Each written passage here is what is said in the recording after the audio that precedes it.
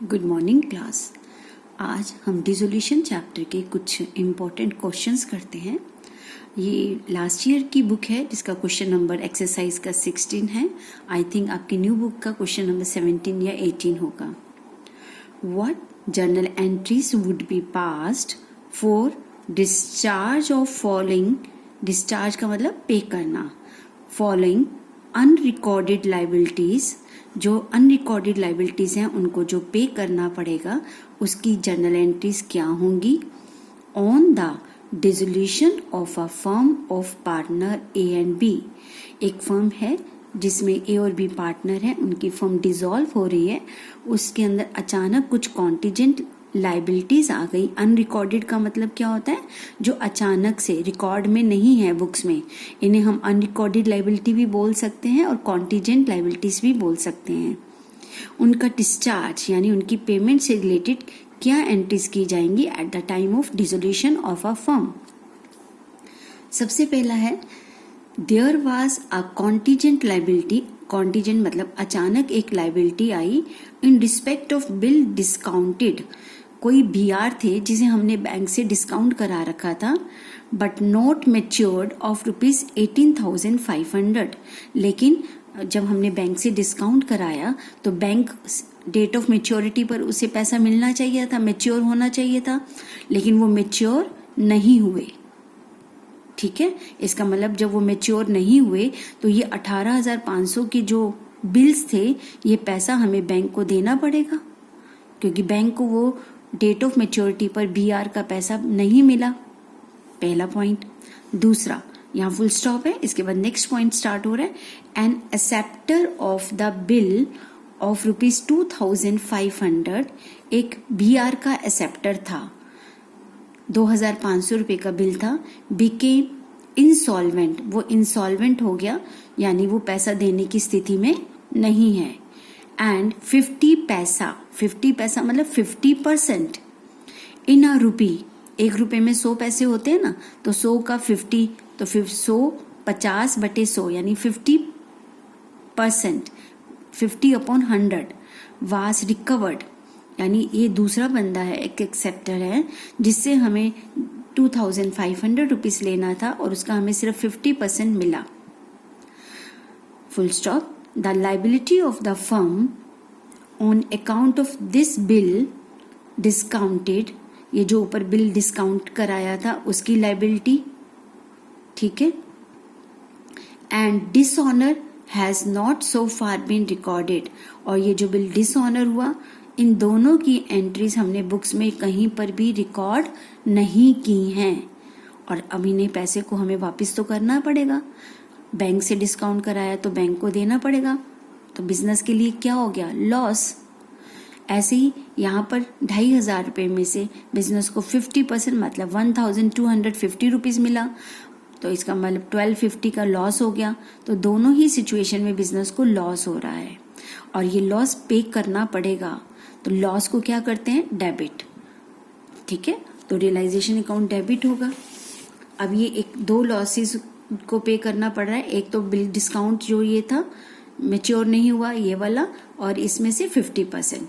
तो हमारी एंट्री क्या होगी, ये देखिए, पहली एंट्री होगी हमारी realisation account debit 18,500 to bank, pay करना पड़ेगा, ठीक है। और दूसरी एंट्री में हमें पैसा मिलना था लेकिन 50% पैसा मिला, तो बैंक अकाउंट डेबिट, पैसा आ रहा है, अनरिकॉर्डेड है और पैसा आ रहा है, तो bank account debit 1250 to realisation account, ठीक है। अब मैंने आपको थ्योरी जब समझाई थी तो बताया था कोई भी कॉन्टिजेंट या अनरिकॉर्डेड एसेट आपको मिलती है तो उसके लिए आपको प्रॉफिट होगा, बिजनेस को प्रॉफिट होने पर रियलाइजेशन क्रेडिट होगा। और कोई भी कॉन्टिजेंट या अनरिकॉर्डेड लाइबिलिटी पे करनी पड़ती है तो वो आपके लिए लॉस है। लॉस की सिचुएशन में रियलाइजेशन अकाउंट डेबिट होगा। अब ये दोनों अनरिकॉर्डेड है, क्वेश्चन में लिखा है, तो अनरिकॉर्डेड एक तो पे करना पड़ रहा है तो लॉस हो गया, रियलाइजेशन डेबिट हो गया।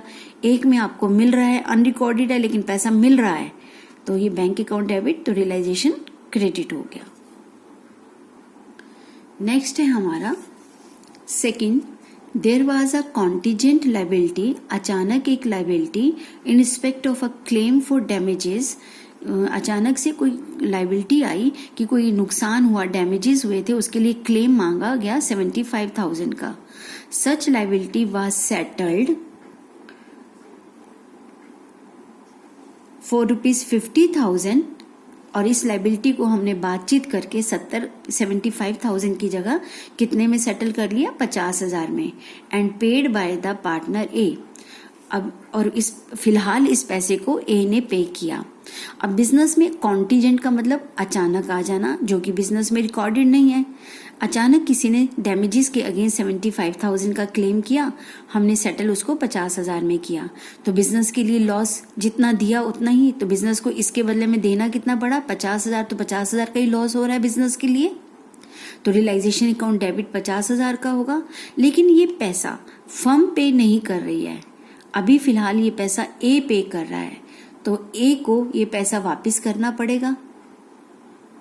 ठीक है, तो ए को देना है फर्म के द्वारा, तो फर्म के लिए ए लाइबिलिटी हो गई. तो इस बी पार्ट की जर्नल एंट्री कैसे होगी, रियलाइजेशन अकाउंट डेबिट 50,000 क्योंकि लॉस हो गया, कॉन्टीजेंट है, देना है पैसा ए को टू एज कैपिटल, तो ए को देना है, क्रेडिट हो गया, लाइबिलिटी हो गई.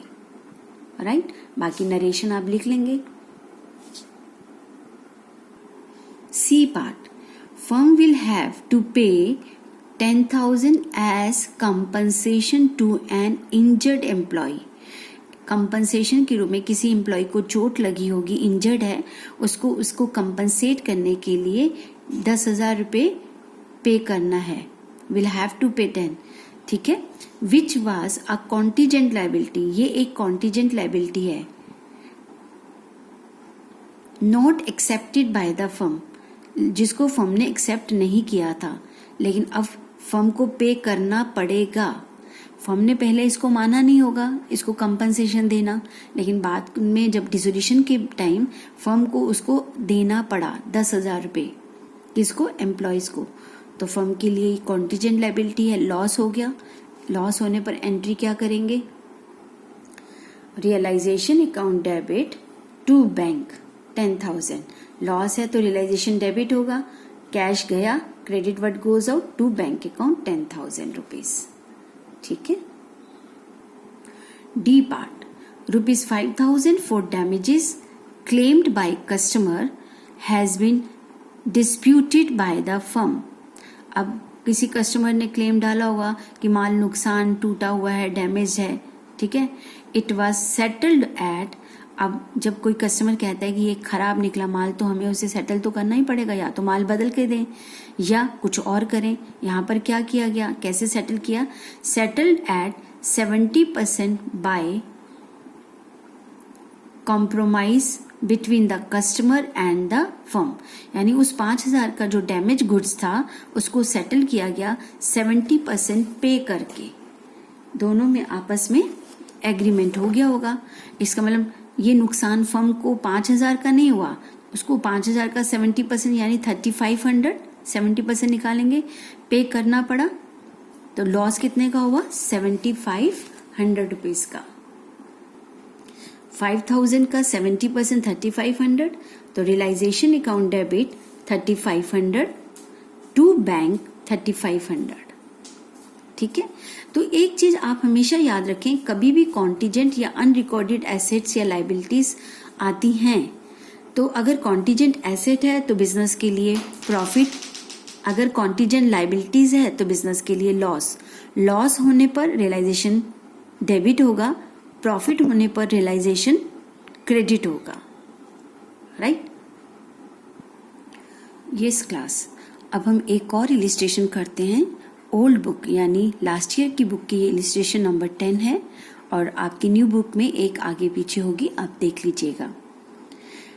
पास necessary journal entries for the following transactions in the books of XYZ sharing profits in the ratio of 3:1 eight the time of dissolution of the firm. अब ये जर्नल एंट्रीज कही गई हैं डिसोल्यूशन के टाइम, कैसी journal entries करेंगे आप. पहला है realisation expenses 2000 were to be borne by and also paid by X partner. इसके लिए मैंने आपको एक चार्ट बना के दिया था कि अगर कोई खर्चा बोर्न बाय पार्टनर है और वही पे कर रहा है तो फर्म का तो कोई रोल नहीं है, फर्म तो बियर भी नहीं कर रही, पे भी नहीं कर रही, तो फर्म की बुक्स में इसकी कोई एंट्री नहीं करेंगे। लेकिन हमें आंसर में इसके लिए पॉइंट डालकर लिखना होगा नो एंट्री। अगर आप ऐसे ही छोड़ देंगे तो आपको कोई मार्क्स नहीं मिलेगा, आपको वर्ड्स में लिखना पड़ेगा नो एंट्री। इस ट्रांजैक्शन की फर्म की बुक्स में, पार्टनरशिप फर्म की बुक्स में कोई एंट्री नहीं होगी। Second point, Y a partner to bear realisation expenses agreed at ₹1900 full stop. Y कहता है कि मैं सारा खर्चा उठाऊंगा, बियर रियलाइजेशन एक्सपेंसेस, लेकिन इस काम के लिए वाई को कितना दिया जा रहा है 1900, यानी बिजनेस तो वाई को पे कर रहा है 1900 रुपए, क्योंकि वो एक्टिव काम कर रहा है, एक्टिव पार्टनर हो रहा है, और ये भी कह रहा है कि सारे खर्चे मेरे। Actual expenses paid by why were ₹1500, और एक्चुअल एक्सपेंसेस जो हैं वो वाई ने ही पे किए और उठाने भी वाई में, क्योंकि उसने एग्रीमेंट में लिखा है कि he will bear all the realisation expenses. तो ये वाला जो 1500 है, this expenses is paid by Y and bear by Y. तो जब कोई पार्टनर खर्चा उठा रहा है और पार्टनर ही पे कर रहा है तो इस 1500 की तो हम कोई एंट्री नहीं करेंगे फर्म की बुक्स में। हाँ, लेकिन ये जो 1900 है, ये 1900 फर्म वाई को पे कर रही है, तो वाई को पे करना फर्म के लिए खर्चा है, तो फर्म रियलाइजेशन अकाउंट डेबिट करेगी, डेबिट ऑल एक्सपेंसेस होता है।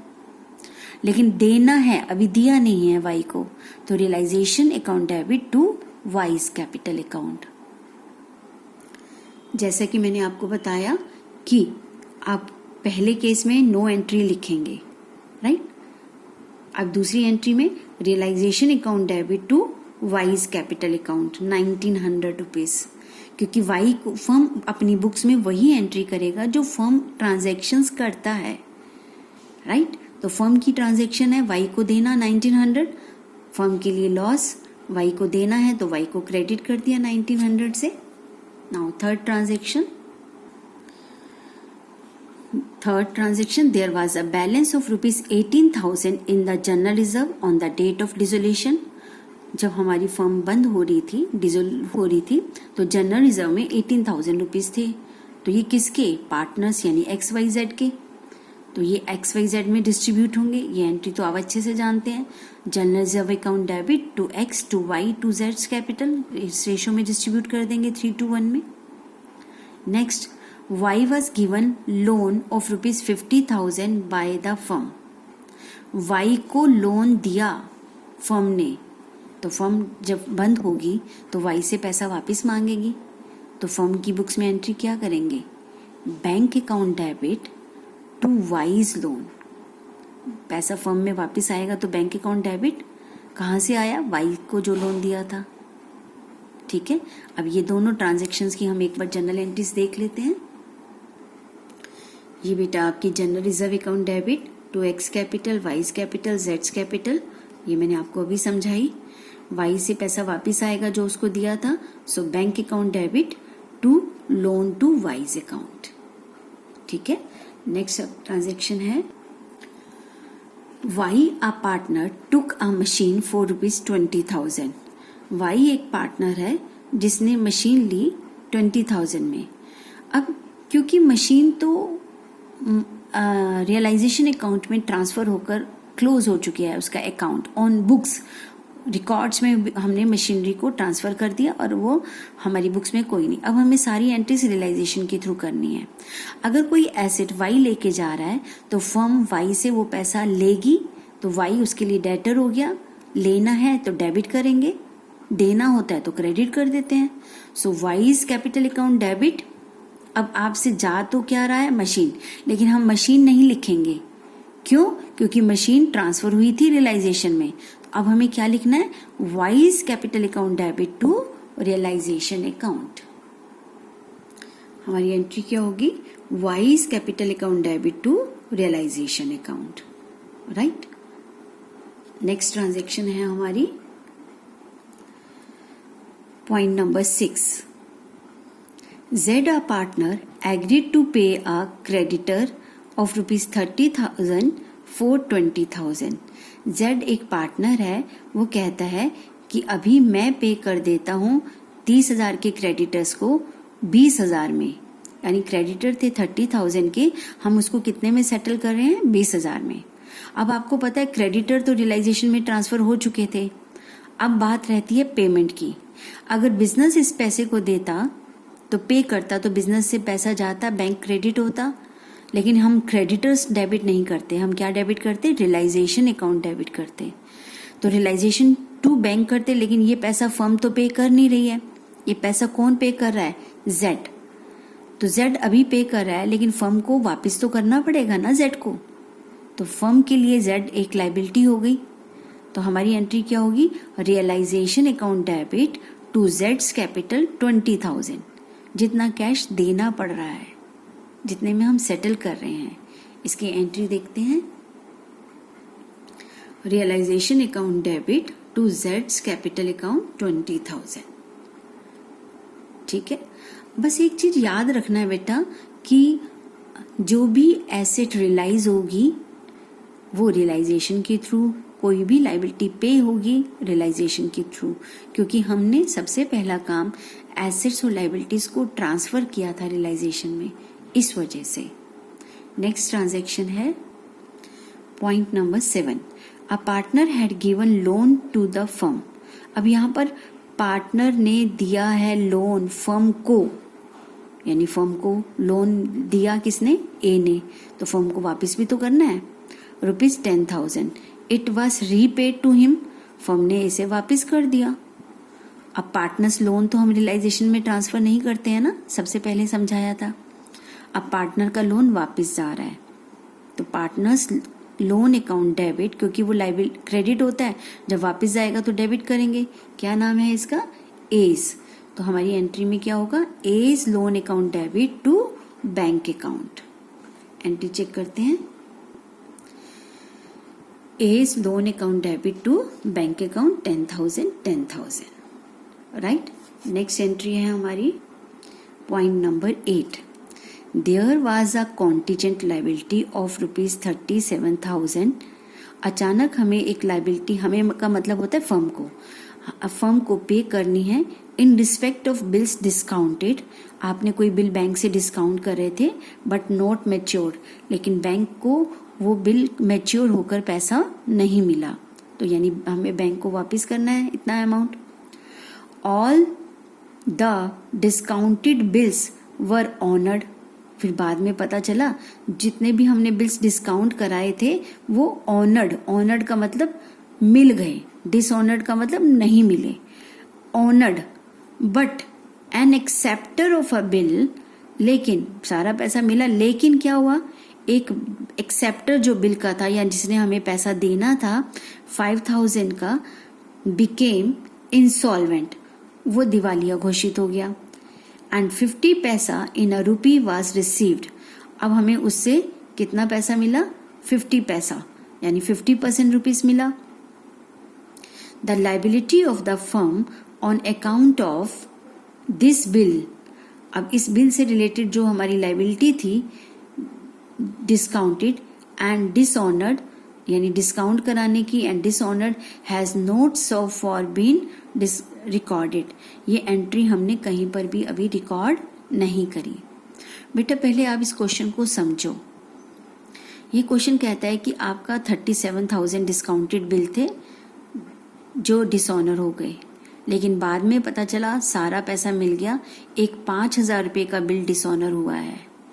तो जब 5,000 का बिल डिसऑनर हुआ है, वो पैसा हमारे लिए लॉस हो गया, क्योंकि वो कहीं रिकॉर्डेड नहीं था, has not so far been recorded.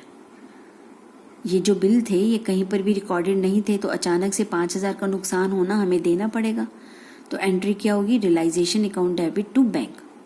पहले तो हमें बैंक को वापस करा, बाद में जिससे वो बिल जो एक्सेप्टर था, बाद में उसने हमें पैसा दे दिया, लेकिन 50% दिया। तो पहले तो 5,000 का लॉस की एंट्री करेंगे, फिर इसका 50% मिला, वो प्रॉफिट हो गया, उसकी एंट्री करेंगे। लेकिन इसकी एंट्री कोई नहीं करेंगे क्योंकि इसमें से केवल यही बिल डिसऑनर हुआ, बाकी सारा पैसा ऑनर्ड हो गया, मिल गया। ये बात क्वेश्चन में क्लियरली लिखी है। ठीक है, तो हमें इसका लॉस की एंट्री करना है, फिर इसका 50% मिला, उसकी एंट्री करना है। कैसे? सबसे पहले realisation account debit to bank, जो डिसऑनर बिल है उसको पे करना पड़ेगा 5000 रुपीज से। Being payment made to the bank for the bill discounted with bank now dishonoured. ठीक है, अब वो डिसऑनर पेमेंट करने के बाद कुछ टाइम बाद, मे बी 1 दिन 2 दिन बाद, वो पैसा बंदे ने हमें 50% दे दिया। तो bank account debit to realisation account कितना? 50%। तो इसका 50% कितना हुआ? 2500 रुपये, 2500। Being 50% of the dishonored bill received, 50% हमें मिल गया। ठीक है, ठीक है बेटा, नेक्स्ट क्लास में और प्रैक्टिकल क्वेश्चंस करते हैं। थैंक यू बेटा।